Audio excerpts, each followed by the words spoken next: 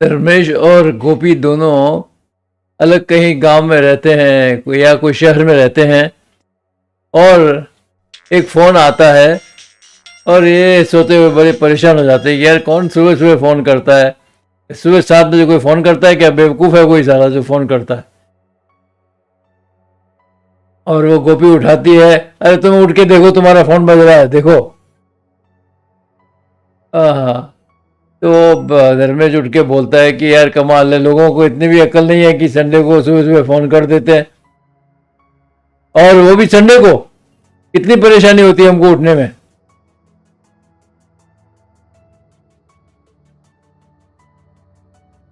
वो बोलता है कोई साहब से किसी को फ़ोन करता है क्या,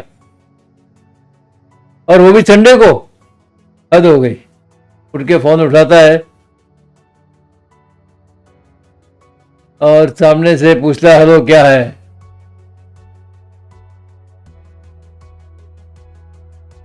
तो वो सामने से फ़ोन आता है कि मैं पिताजी बोल रहा हूँ, और थोड़ी देर में हम लोग गाड़ी में बैठ गए हैं, करीब 10 बजे तुम्हारे आ जाएंगे और शाम को वापस चले भी जाएंगे। तो धर्मेश बोलता है कि मैं शाम को आपको लेने के लिए आ जाऊंगा। शाम को नहीं, आई एम सॉरी, मैं सुबह ही आ जाऊंगा, 10 बजे आपको लेने के लिए स्टेशन आ जाऊंगा। तो गोपी पूछती है किसका फ़ोन था? तो बोलते मम्मी पापा का फ़ोन था, अभी वो आ रहे हैं 10 बजे इनकी गाड़ी से। तो गोपी बोलती है कुछ भी नहीं, आ जाते हैं, कि महीना भी नहीं होता और चले आते हैं देखने के लिए। मेरे को तो नौकरी नौकरानी समझ के रखता है, ऐसा लगता है। अब मैं कैसे उनको खाना ना खिलाऊंगी बना के। तो धनुष बोलते हैं यार तुम रोज का ये परेशानी करते हुए आता है, तो कोई सोचती नहीं है और बोल देती हो। तो जो गोपी बोलती है कि सिर्फ खाने के लिए आते हैं, हमारी छुट्टी बिगाड़ने के लिए, संडे को भी परेशान कर देते हैं। धनुष बोल तू जल्दी तैयार हो जा, तो जाके साफ सब्जी अगर नहीं हो तो मार्केट में जाके ले आना। ये सोचते हैं कि दोहे का तो कुछ करना ही पड़ेगा, बहुत परेशान करते हैं। तो कुछ भी होए, महीना पूरा होए नहीं और चले आते हैं मेरे को हमारे पास में परेशान करने के लिए। तो बोले कुछ कहा क्या? बोला कोई कोई बात नहीं, तुम जाओ अपना नहा के आओ, मैं अपना कर लूंगी।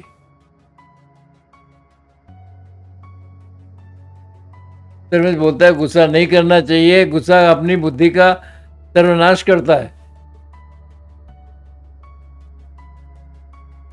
वो तो गोपी बोलते हैं मेरे लिए बोल रहे हो आप?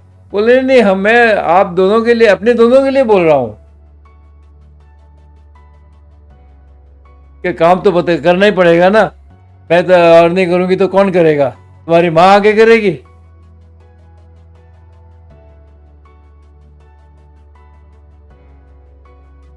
धर्मेश कहता है मैं और पापा को लेने के लिए स्टेशन जाता हूँ, तो खाना बना देना।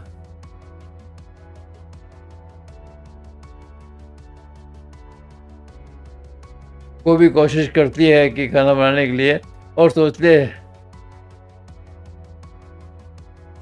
पूरा घर पे मेरा संडे बिगाड़ दिया है, आ जाते हैं।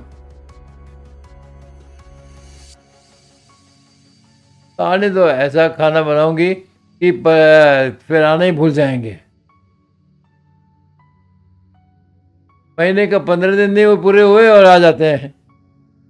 मेरे को कोई नौकरानी समझ लिया है। आज ऐसा खाना बनाऊंगी कि जिंदगी भर याद रखेंगे। और वो अपने हिसाब से उनको परेशान करने के प्लानिंग करके खाना बनाती है। कुछ ज़्यादा हर चीज़ है ना, ज़्यादा डाल देती ताकि वो खा के परेशान हो जाए,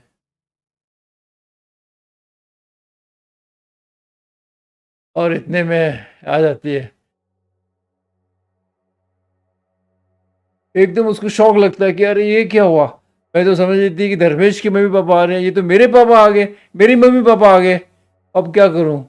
अब तो मैं कैसे इनको वो खाना कैसे खिलाऊंगी? मेरे मम्मी पापा हैं, अभी मेरी से गलती हो गई, पर क्या करूं, मैंने तो खाना उनके हिसाब से बनाया था। तो मम्मी मम्मी और पापा आ जाते हैं तो पापा बोलते हैं कि बस मम्मी तुम्हारे लिए तुम्हारा मुंह देखने के लिए तरस रही थी इसलिए चले आए। तो मम्मी बोलती है कहीं मैंने तुम्हारा संडे का प्लान तो नहीं खराब कर दिया। तो धर्मेश कहता है नहीं नहीं ऐसी कोई बात नहीं है।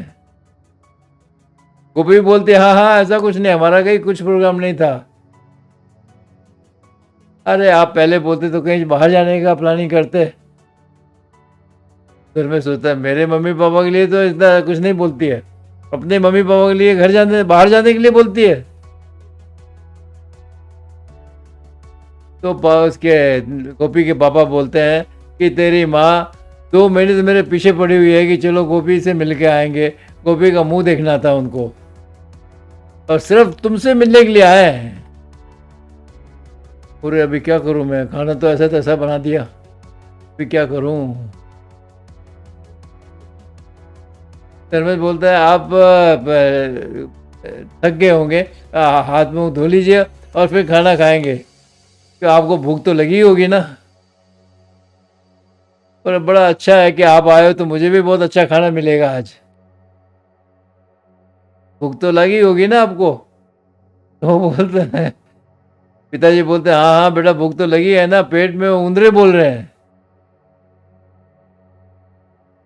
तो ये सोचते हैं कि धर्मेश को सब मालूम था, जानते हुए मुझे अंधेरे में रखा। अभी वो खाना परोसती है माँ बाबा को, तो पापा देखते हैं यार ये ऐसा क्या खाना बना है, रोटी अच्छी नहीं है। माँ भी सोचती है कि ये क्या है, कुछ खाना ठीक तो नहीं है। और अभी वो सोचते सोचते में वो परोसती है और खाते खाते खाने की कोशिश करते हैं वो।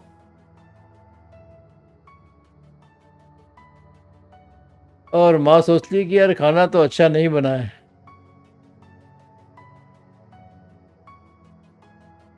तो पापा कुछ देर में खाने का एक कौर लेते हैं, कौर लेके कुछ परेशान से हो जाते हैं। तो माँ बोलती है बेटी तेरी तो खाने का हम बहुत वखान करते थे, तूने ये कैसा खाना बनाया है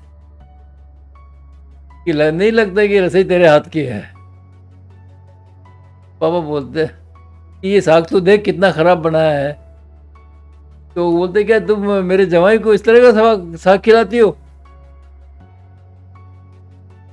मम्मी एकदम परेशान हो जाती है।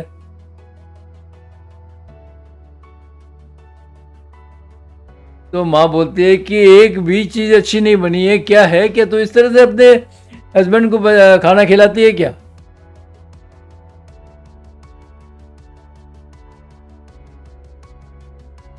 तो वो बोलता है कि गोपी को जरा मिसअंडरस्टैंडिंग हो गई थी, वो वो ये समझ रही थी कि मेरे मम्मी पापा आ रहे हैं, पर आप आ गए तब उसको मालूम पड़ा कि ये तो धर्मेश के नहीं मेरे मम्मी पापा आए हैं। ओ, तो माँ उसको बोलती है बेटा तुम क्या कर रही हो गोपी को, कि तू माँ और सासू ससुर में इतना फर्क करती है, अच्छी बात नहीं है, शर्म आनी चाहिए तुझे। धर्मेश कभी हमारे लिए कुछ भेद रखा है, वो मेरे को माँ की तरह समझता है। तेरे को भी उनका मान रखना चाहिए। ये जी क्या हमारी जो संस्कार था उसको खराब मत कर। क्या है कि माँ को सास को भी माँ की तरह ही समझना चाहिए। तो मिलने के लिए आए तो तुमसे मिलने के लिए आते हैं, और माँ बाप तो माँ बाप ही होते हैं ना, उनका ख्याल रखना तेरा फर्ज है। ये ऐसा कभी सोचना नहीं कि मेरे माँ बाप अलग है और सास ससुर अलग है। तो गोपी बोलती है कि माँ मेरी गलती हो गई, माफ़ कर दो, मैं खुद ही भूल गई थी।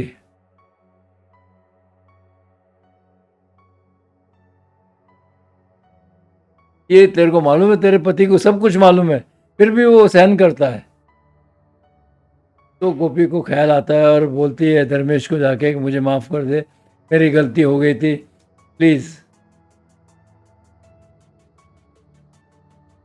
पैसा ही सब कुछ नहीं होता है गोपी, पैसे से प्रेम नहीं खरीदा जा सकता। जो एक आदमी को आदमी से प्यार होगा तो ही काम होगा ना बेटा।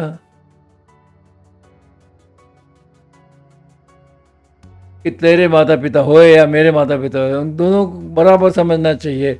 यही सबसे बड़ी बात तो यह है कि तुझे तेरी भूल समझ आ गई, तब ठीक हो जाएगा।